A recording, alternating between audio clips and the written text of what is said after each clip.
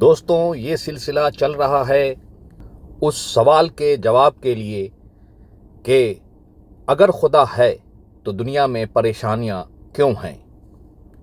اس سوال کے جواب کے اندر میں ایک موڑ آیا پچھلے ویڈیو میں کہ اس دنیا کے اندر میں دنیا کا ہر انسان جس طرح اس کے ناک کے نیچے میں اسے زندہ رکھنے کے لیے ان کی سب سے بنیادی ضرورت آکسیجن کو رکھا گیا ہے، اسی طرح انسانوں کے خوشحالی کے لیے، خوشی نہیں، مزہ نہیں، خوشحالی کے لیے دنیا کے ہر انسانوں کے سامنے ان کے بنیادی ضرورتیں ان کے سامنے میں رکھا گیا ہے۔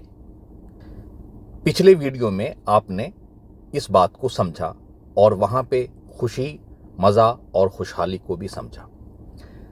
اب سلسلے کو آگے بڑھاتے ہوئے آپ کو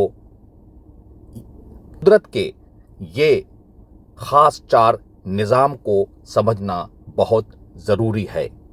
وہ 4 نظام ہے جس میں سے 2 انسانوں کے اندرونی نظام کے بارے میں ہے اور 2 ایکسٹرنل سسٹم یعنی انسانوں کے زندگی کے باہری نظام کے بارے میں ہے۔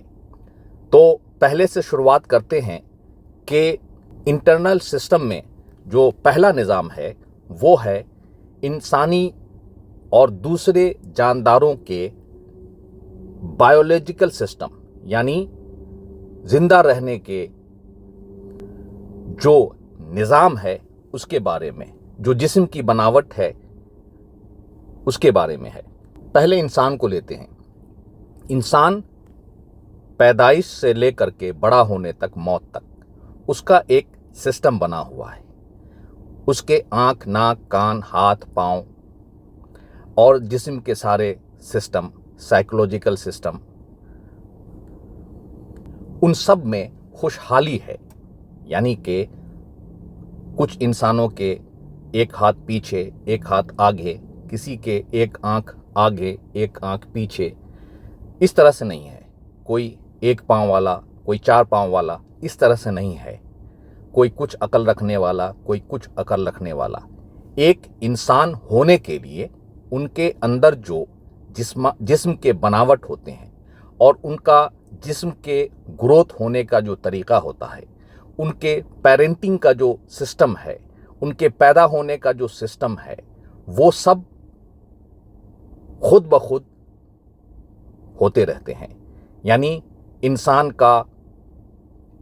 کا بچپن سے لے کر کے بڑا ہونے تک اس میں دنیا کا کسی بھی سائنس کا رول نہیں ہے۔ یہ قدرتی طور پر ہوتا چلا جاتا ہے اور قدرت کے طرف سے یہ ایک بہترین نظام ہے، بہترین سسٹم ہے۔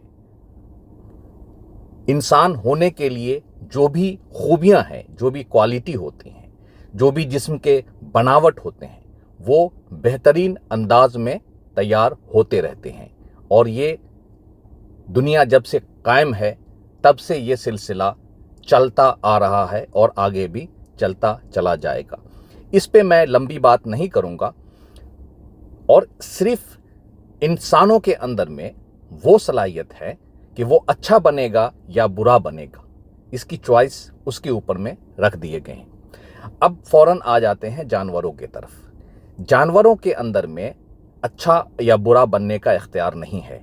ایک شیر جو اپنے پیدا ہونے کے بعد مکمل ایک شیر ہی بنتا ہے، اسے جس طرح سے کھانا پینا ہے وہ وہی کام کرے گا۔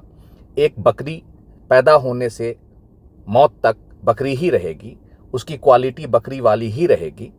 اسی طریقے سے دوسرے جانور ہیں۔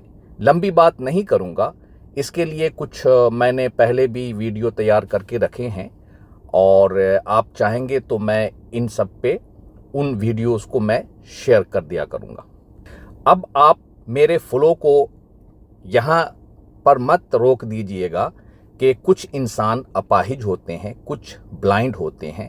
کچھ کی بات میں نہیں کر رہا ہوں، میں عموماً بات کر رہا ہوں۔ کچھ کی جو باتیں ہیں اس کو میں آگے بعد میں ڈسکشن کر لیں گے، کیونکہ جو میں سمجھانا چاہ رہا ہوں اس کے لیے مجھے اس فلو پہ جانا پڑے گا۔ अब इंटरनल सिस्टम के अंदर में जो दूसरी खूबी है वो है इंसानों का अपने सोसाइटी को सर्व करने के लिए जो उनके अंदर में खूबियाँ, प्रोफेशन रखे गए हैं उसके बारे में। ये जो प्रोफेशंस होते हैं जैसे डॉक्टर, इंजीनियर्स, टीचर्स या जो भी प्रोफेशंस होते हैं, जो कारीगर, ये हम नहीं बनाते हैं, ये कुदरत के तरफ से ही ये सारा सिस्टम है। और ये सिस्टम ऐसा है कि इसको बिल्कुल बैलेंस के अंदर में रखा गया है। कोई डॉक्टर बनेगा, कोई इंजीनियर बनेगा, कोई टीचर बनेगा, और ये नहीं है कि एक इलाके में सिर्फ और सिर्फ डॉक्टर्स ही हैं तो मज़दूर कहाँ से आएंगे, कहीं मज़दूर है तो वो टीचर कहाँ से आएंगे। तो इस तरह का सिस्टम नहीं है। इंसानों के अंदर जो खूबियाँ हैं सोसाइटी को सर्व करने का, वो बिल्कुल बैलेंस में रखे गए हैं, और ये भी कुदरत का खुद ब खुद वाले निज़ाम से आते हैं। अब आते हैं एक्सटर्नल सिस्टम के बारे में।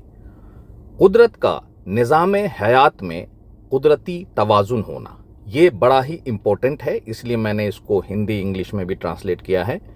प्रकृति के जीवन तंत्र में प्राकृतिक संतुलन होना, इसका इंग्लिश है ecosystem, ecosystem in ecological balance, और इसका आसान इंग्लिश है nature's life system in balance. ये एक्सटर्नल सिस्टम का पहला पॉइंट है, इसको आपको समझना बहुत ज़रूरी है। दुनिया के अंदर में बैलेंस का निज़ाम है, बैलेंस का, जैसे इंसानों के जितने तादाद है।